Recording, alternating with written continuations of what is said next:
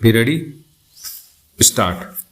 It is not disputed that the accused appellant Ram Dulare is a handicapped person who has filed his disability certificate issued by Medical Board of Chief Medical Officer MAU certifying 60% disability in his right leg, and it has been admitted by PW2 and PW3 that accused appellant is a handicapped person disabled with one leg and cannot walk properly because of problem with one leg. Stop. It is not the case of the prosecution that the accused appellant was having love affair with the victim, the minor girl, and enticed her away on account of the love affair. It is also pertinent to mention that since the accused appellant is a handicapped person until and otherwise proved, no girl is supposed to fall in love with such a disabled person, and so even in case of any one side liking of victim by accused appellant, there can be no reason for the victim to go with the accused appellant at her own stop.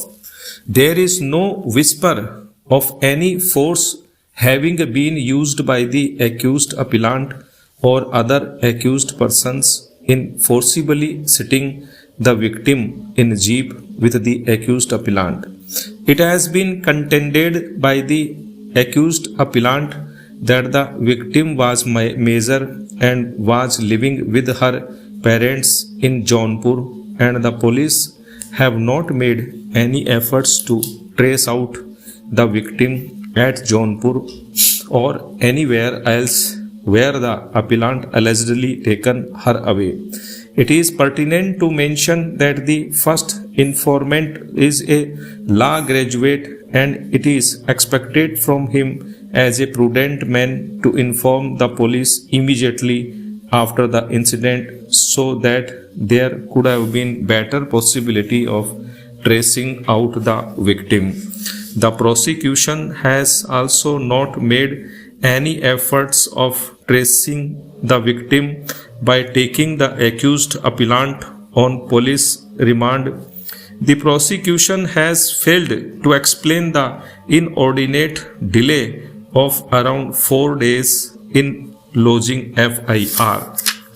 It has also been contended that as per entries in the family register, the victim was major at the time of incident. The possibility of eloping of victim in the darkness of night without knowledge of anybody may not be ruled out. Para.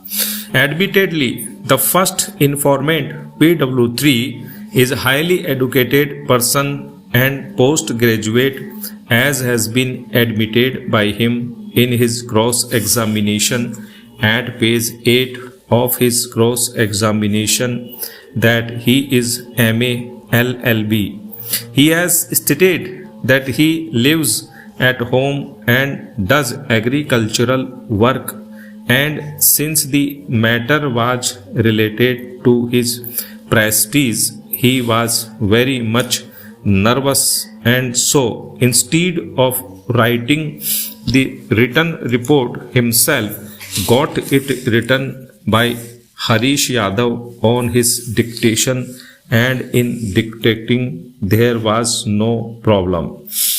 It is pertinent to mention that the father of the victim had come the very next day, but no reason has been assigned as to why the FIR was not lodged by father himself.